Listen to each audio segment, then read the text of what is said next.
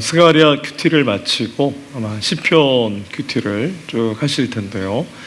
스가랴 이제 14장까지 끝내면서 어떤 은혜를 많이 받으셨는지 잘 모르겠습니다만, 스가랴 한 사람에게 하나님께서 보여주신 환상은 그 한 사람이 아니라 당시에 이제 포로되었다가 돌아온 백성들, 그리고 오늘 우리에게까지 죄의 포로 잡혀 있다가 예수님을 통해서 자유케 된 우리에게까지 주신 그런 말씀이라고 생각이 듭니다.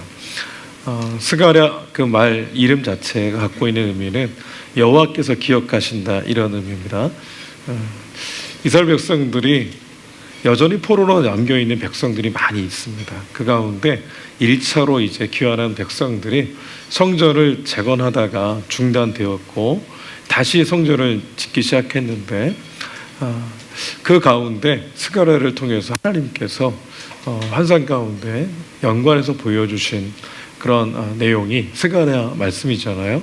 그 내용을 보게 되면 하나님께서 이 성전 가운데 영광으로 함께 하실 것이고, 구원자 되신 예수님이 이 땅에 오실 것이고, 궁극적으로 하나님께서 이 모든 구원을 심판 이후에 완성하실 것임을 그렇게 스가랴를 통해서 우리에게 가르쳐 줍니다. 오늘 스가랴 14장에 보면 그날의 모든 것이 회복될 것임을 말씀해 주고 있습니다. 심판은 그 자체가 목적이 아닙니다. 심판 너머에 구원의 핵심은 회복에 있습니다. 그래서 하나님과의 관계가 우리가 회복되었고, 온전하고 완벽하게 회복되는 것은 그날 주님 만나는 그날 회복될 것인데, 오늘 우리는 이미 임한 하나님의 나라, 그러나 아직까지 완성되지 않은 하나님의 나라 그 사이에 살고 있잖아요. 그래서 하나님 나라를 누리며 이 땅을 살아가기 때문에 날마다 회복을 경험하며 구원받은 백성으로 이 땅을 살아갑니다. 그런 의미에서 오늘 우리가 읽은 이 본문도 우리에게 그런 관점으로 적용을 하면서 말씀을 전하겠습니다. 오늘 말씀 16절에 보게 되면 이스라엘을 치러 온 백성들이 그 중에 남은 자들이 있어서 초막절 절기를 지키러 예루살렘에 올라왔다고 말씀했어요. 예루살렘을 치러 왔다는 뜻은 하나님의 심판의 도구로 그들이 서 있었던 존재들을 얘기하는데, 그들 가운데도 남은 자들이 있었다는 겁니다. 그들 가운데 하나님의 거룩한 씨앗들이 있었다는 거죠. 그래서 하나님께서 그들을 부르신 겁니다. 그래서 그들이 초막절 절기를 지킬 때 함께 지킨 걸 얘기하고 있습니다. 마지막 때에는 마치 요한계시록에서 말씀하듯 각 나라와 족속과 백성과 언어 가운데서 주께서 남은 자들 거룩한 백성들을 불러내셔서 그렇게 하나님을 찬송하게 하실 거라고 하는 말씀처럼, 그렇게 하나님께서 남은 자들을 오게 하셔서 초막절 절기를 지키게 하실 거라 말씀하고 있습니다. 초막절 절기는 율법으로 정해 놓은 겁니다. 유월절, 맥주절, 초막절은 율법적으로 반드시 해야 되는 그런 지켜야 되는 절기였습니다. 초막절 절기는 이런 절기입니다. 이스라엘 백성들이 애굽을 탈출해서 광야로 들어갈 때 그 마지막 이 애굽에서의 마지막 날 밤에 하나님께서 이 피를 바르지 않은 어른 양의 피를 바르지 않은 집 안에 있는 사람들은 다 처음 태어난 사람과 짐승은 다 죽었습니다. 그러나 어린 양의 피를 바른 집 안에 있는 사람들은 살았습니다.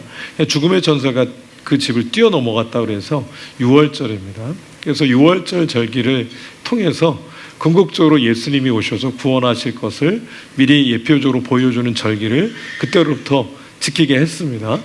이제 유월절을 지키는 백성들은 구원받은 백성이 되겠죠. 이제 홍해를 건너와서 실제로 가나안 땅을 향해서 광야를 지나가는 백성들이 40년의 이 광야를 지나갔습니다. 그리고 가나안 땅에 마침내 도착했죠. 광야 40년을 돌아보면서 하나님의 은혜가 없이는 가나안 땅에 들어갈 수 없었다는 것을 잊지 말라고 하나님께서 초막절 절기를 만들어 놓으셨습니다. 초막절 절기는 오늘날에도 그렇게 지키는지는 잘 모르겠습니다. 오늘날에는 아파트 베란다나 그런 넓은 공간에서 지킨다고 들었는데, 성경에서 이 이스라엘 백성들이 그 초막절 절기를 지키는 방법은 이 광야로 나갑니다. 광야로 나가서 거기서 초막을 져요. 거기서 풀과 나뭇가지로 얼기설기 엮어서 초막으로 만든 집을 짓고 거기서 일주일을 보내는 겁니다. 그러면서 광야 이 40년 동안에 우리 선조들 오늘 나에게까지 인도하시고 구름기둥 불기둥으로 또 만나 매출하기로 보호하시고 공급하신 지키신 하나님의 은혜를 잊지 않는 감사하는 절기가 초막절 절기입니다. 근데 이때 마침 추수하는 절기이기 때문에 수장절이라고도 그렇게 부릅니다.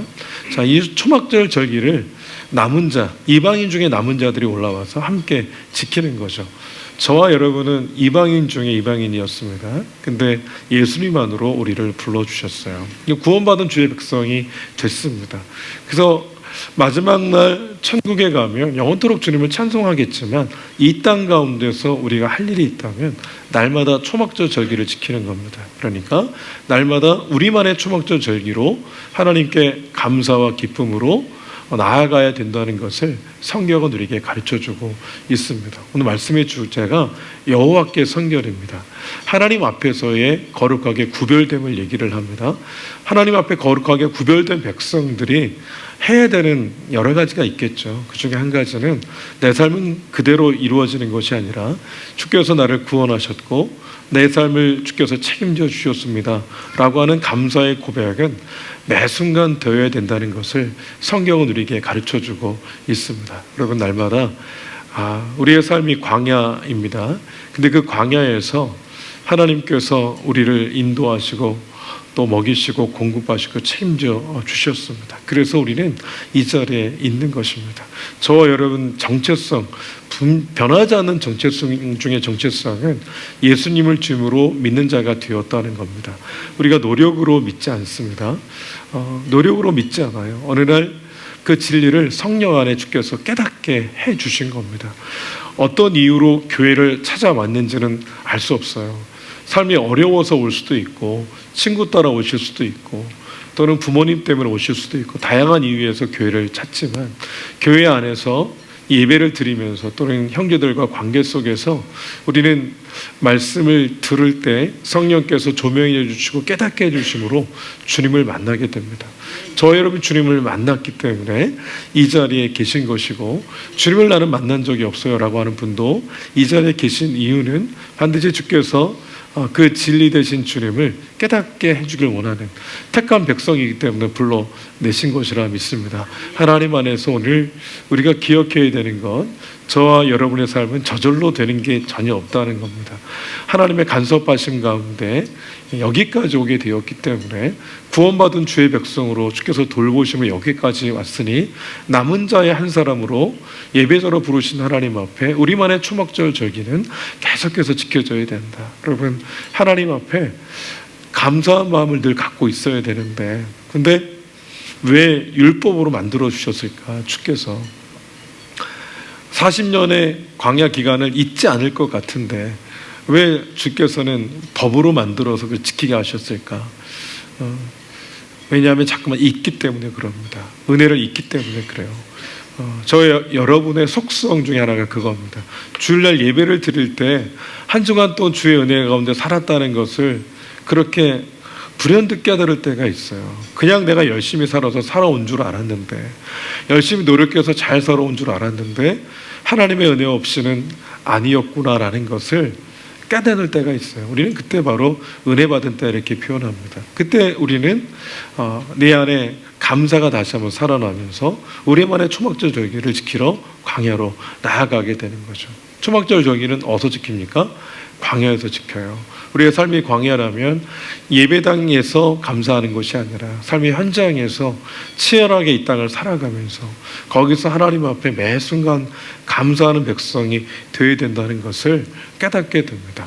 그렇게 초막절 절기를 지키러 올라오지 않는 백성들에게 하나님께서 재앙, 저주를 내리시는데 17절에 그렇게 표현합니다. 비를 내리지 아니하실 것인지 이렇게 표현합니다. 하나님께서 비를 내리지 않는데요. 오늘 우리에게 적용한다면 비가 내린다는 것은 하나님의 은혜, 하나님의 공급, 하나님의 은총 이렇게 부를 수 있습니다. 하나님의 은총이 중단되는 거예요. 물질적으로도 비가 내리지 않으면 우리가 이 땅을 살아갈 수 있습니까? 살아갈 수 없습니다. 살아갈 수 없어요. 비가 내린다는 것은 하나님의 은혜입니다. 어찌 보면 하나님께서 우리가 오랜만에 내리는 비는 반갑지만 매일매일 비가 내리면 지겹다 이렇게 말을 할 때가 있는데 은혜가 계속되면 그게 당연한 것처럼 느껴져서 때로는 지겹게 느껴질 수도 있겠습니다. 그러나 그것이 얼마나 큰 이 잘못된 판단인가를 성경은 가르쳐 줍니다. 주님께서 비를 내려 주십니다. 비를 중단하는 것 자체가 저주라는 것을 성경은 우리에게 가르쳐 주고 있습니다. 자, 저와 여러분이 남은 자이고 그리고 구원받은 주의 백성으로 오늘도 하나님 비 내려주심으로 이 땅을 살아가고 있는 자들인데 더 놀라운 것은 이것입니다. 20절, 21절에 보게 되면 특별히 20절에 보면 그 날에는 말 방울에까지 여호와께 성결이라 기록될 것이라. 여호와의 전에 있는 모든 솥이 제단 앞 주발과 다름이 없을 것이니 그랬습니다. 말은 부정한 짐승이라고 그래요. 말 방울에까지 여호와께 성결이라고, 주님께로부터 구별된 것이라고 그렇게 기록될 것이라고 말합니다. 모든 솥이 제단 앞 주발과 다름이 없게 될 거다. 여기서 솥은 이 제단에서 희생제물을 태우면 재가 남잖아요. 그 재를 담는 도구로 쓰였답니다. 근데 주발은 거기에 피를 담아서 언약의 피를 뿌리는 데 사용을 했다고 그래요. 그러니까 모든 솥이 주발만 거룩하게 구별된 것이 아니라 부정한 짐승의 방울 소리를 내는 그것조차도 하나님 구별하신다. 그 뜻은 뭐냐면 저와 여러분이 이 땅에서 구별된 주의 백성으로서 어떤 형편과 처지에 있든지 예수 믿기 이전에 어떤 삶을 살았든 주님께 소리를 구별해서 불러주셨습니다. 그래서 세우셨어요. 그 자체로 거룩하게 구별된 존재라고 하는 것을 성경은 우리에게 가르쳐주고 있는데 21절에 예루살렘 유다의 모든 솥이 만군의 여호와의 성물이 될 것인지 그랬습니다. 그래서 예를 들어 설명할 때 제사 드리는 자가 와서 이 솥을 가져다가 그것으로 고기를 삶으리라. 재를 담는 그릇이 직접적으로 하나님을 제사하는 도구로 쓰인다고 하는 거죠. 오늘 말씀의 주제는요, 바로 여기에 있습니다. 저와 여러분 하나님께서 하나님 앞에 거룩한 존재로 구별을 하셨다는 겁니다. 거룩하게 구별하셨어요. 믿으십니까? 믿으십니까? 여러분 이것에 대한 자부심이 있으셔야 되고 그리고 마음속에 우러나오는 그러한 기쁨이 있으셔야 됩니다. 예레미야 9장 23절 24절 한번 찾아보시겠습니다. 아마 자막이 없을 겁니다. 예레미야 9장 23절과 준비해 주셨네요. 한번 읽어보겠습니다. 9장 23절 24절입니다. 자, 시작.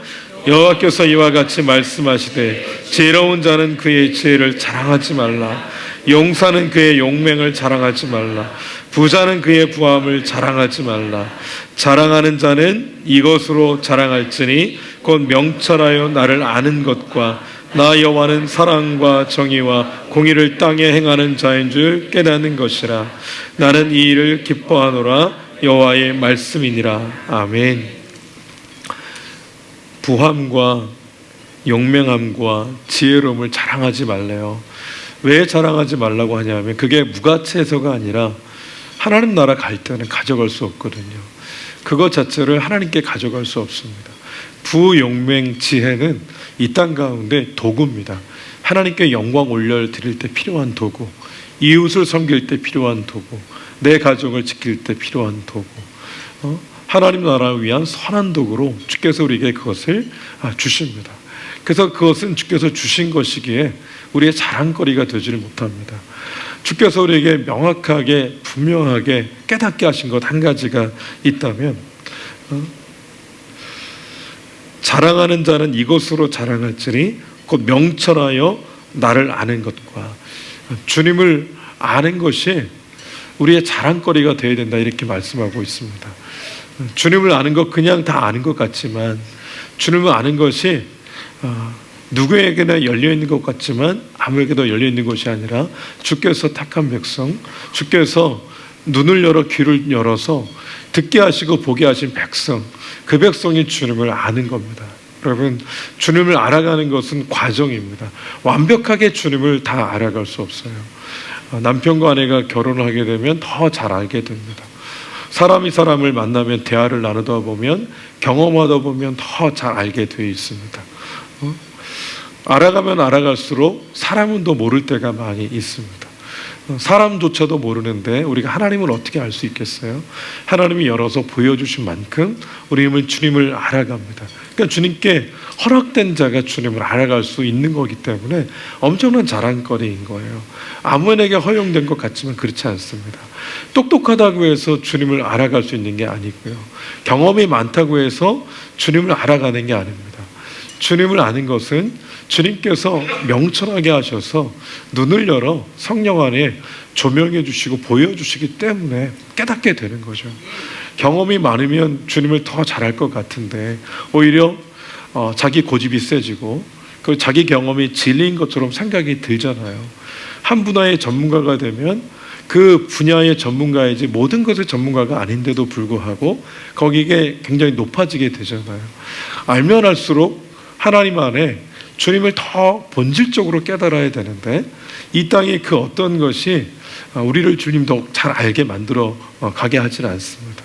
주님께서 우리로 하여금 계속해서 열어주세요. 보여주신 겁니다. 그렇기 때문에 자랑거리인 거예요. 내 노력으로 많이 쌓아 올리면 그것도 자랑거리가 될 수 있지만 그러나 본질적으로 우리의 정말 중요한 자랑거리는 주님이 나로 하여금 주님을 깨닫게 하시고 주님을 알게 하시고 주님 만나게 하시고 그 영적인 세계의 비밀을 깨닫게 하신 것이 얼마나 놀라운 일입니까? 노력해서 알 수 있는 것이 아니라 주님께서 성령 안에 우리에게 가르쳐 주셨으니 얼마나 놀라운 비밀이에요. 이걸 자랑하라는 겁니다. 우리 주님 앞에 섰을 때 주님이 무엇에 부족한 분이 아니신데 무엇으로 주님 앞에 우리가 우리 인생 저 이렇게 살았어요 라고 말할 수 있을까? 우리가 평생도록 해야 되는 일은 주님 알아가는 일입니다. 날마다 주님 알아가는 일이에요. 그래서 주님이 얼마나 사랑, 정의, 공의로운 분인지 이 땅에 그렇게 통치하고 계신지를 계속해서 깨달아가는 것이 결국 큰 자랑거리가 되는 겁니다. 오늘 여호와께 성결이라는 주제인데요.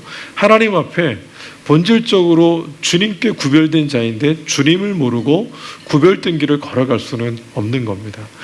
주님을 알아야 우리 자신을 잘 구별할 수 있어요. 주님이 뭘 좋아하시는지, 뭘 기뻐하시는지, 뭘 그렇게 주님이 내 인생을 통해 갈급해 하시는지를 알아야 구별할 수 있는 거잖아요. 저와 여러분이 노력으로 구원받은 존재가 아니라 주의 철저한 은혜 가운데 구원받은 주의 백성 되었고 날마다 초막절 절기를 지키며 하나님이 비 내려주신 은혜 가운데 오늘도 살아가고 있다는 이 사실을 깨닫는 것이 얼마나 큰 자랑거리인지. 여러분, 세상은 조금씩 더 어두워지잖아요. 우리가 느낄 정도로 그렇게 어두워지는데요. 어두워져 가는 세상 속에서 영롱하게 더 빛나는 것은 빛입니다. 그 빛이 더 필요한 세상이 되는 거죠. 주님께서 우리의 정체성을 얘기할 때 세상의 소금, 세상의 빛 이렇게 말씀을 하셨습니다. 저와 여러분은 그 자체로 조도의 차이가 있을 수 있겠습니다만 그러나 그 존재 자체가 빛이다, 소금이다 이렇게 말씀을 해 주셨습니다. 우리가 그대로 살아가는 것 자체가 거룩하게 성별된 그런 삶이라고 할 수 있는데 근데 주님과의 관계가 없이는 주님을 알아감이 없이는 그 거룩한 길을 걸어가기가 어렵다는 거죠. 여러분, 오늘 말씀에서 말하는 이 여호와께 성결이라는 주제를 가지고 좀 더 깊이 구체적으로 그 길을 걸어간다는 것은 무엇일까? 이런 묵상을 좀 해보았습니다. 이렇게 말씀드릴 수가 있겠습니다. 아이가 있습니다. 그리고 부모님이 계세요.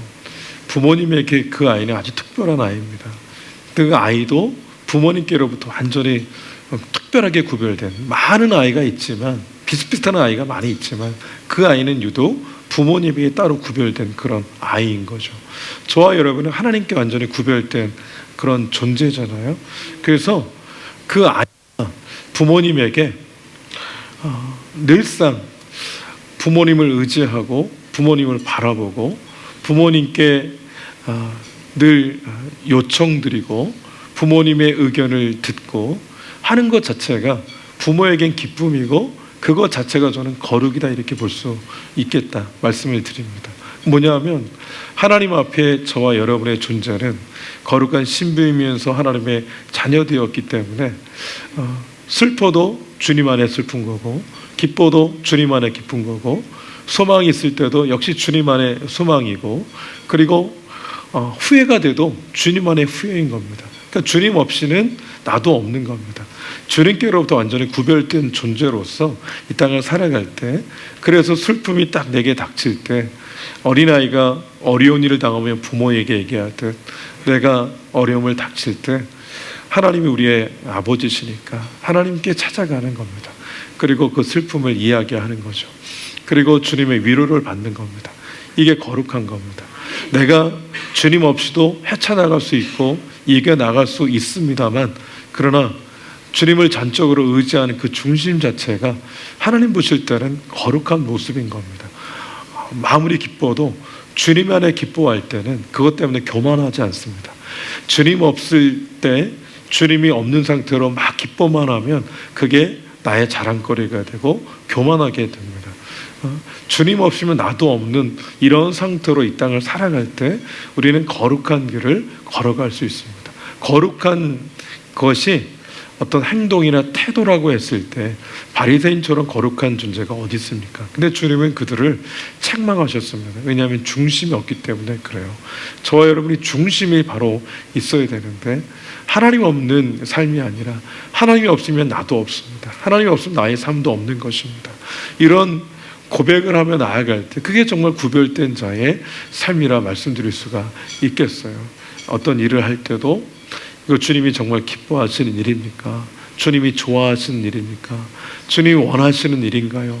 주님께 물어보고 또 물어보고 주님의 마음속에 그게 옳다 그게 맞다라고 생각했을 때 그 길을 걸어갈 수 있는 것 자체가 정말 거룩한 것이다 말씀드릴 수가 있겠어요. 이제 예를 들어 하나 더 말씀을 드리면 한국에서 음식을 이렇게 먹는데 맛이 있더라고요. 맛있게 먹었어요. 맛있게 먹는 게 거룩한 겁니다. 맛있게 먹으면서 거기서 불평하고 원망하고 그렇게 막 서로 안 좋은 이야기를 하면서 그리고 누구를 험담하면서 그렇게 먹는 거는 그 식탁 자체가 거룩하지 않은 거잖아요. 저와 여러분은 거룩하게 된 존재로서 주께서 우리를 부르셔서 예배하잖아요. 그렇기 때문에 예배자로 여기에 와 계시지만 예배자로 또 삶의 현장으로 가르치는 거거든요. 그래서 우리가 가는 곳곳마다 거기가 거룩하게 구별되어야 됩니다. 식탁의 자리도 그래서 거룩하게 구별되어야 되죠.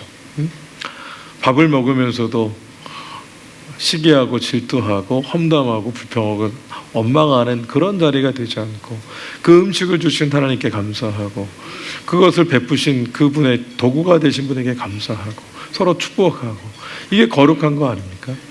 슬픔이 올 때 하나님 없으면 이겨낼 수 없다는 믿음의 고백으로 하나님 원망하고 불평하는 것이 아니라 하나님의 은혜만 내게 있어야 내가 이겨낼 수 있습니다. 주 앞에 엎드릴 때 그게 바로 거룩한 것이라 말씀드릴 수가 있겠습니다. 금요일 날 한국에 있을 때 하고 싶어서 불현듯 이제 기도할 곳을 이제 찾으러 이제 밖으로 나왔습니다. 그래서 십자가가 있는 곳을 여러 군데를 다녔어요. 금요 기도회가 없습니다. 그러니까 금요일 저녁에 기도하는 것이 한국 교회에서 늘 일반적이었는데 그게 큰 교회는 뭐 지금도 열심히 하지만 지방에 있는 그런 작은 도시들에서는 아예 그게 없어졌다 이렇게 볼 수가 있겠는데 이제 형님 교회에서 이제 회복 캠프를 준비하면서 21일 동안 저녁마다 이제 기도를 하는데 수요일 날 와서 말씀을 전해달라고 그래서 갔어요. 한 7명이 앉아 있었습니다. 저희 가족과 함께 예배를 드리는데 찬송을 이제 하는 청년과 학생들이 있었는데 그 음정 박자 다 무시하고 그냥 막 열심히 불러요. 너무 진지하게 열심히 해요.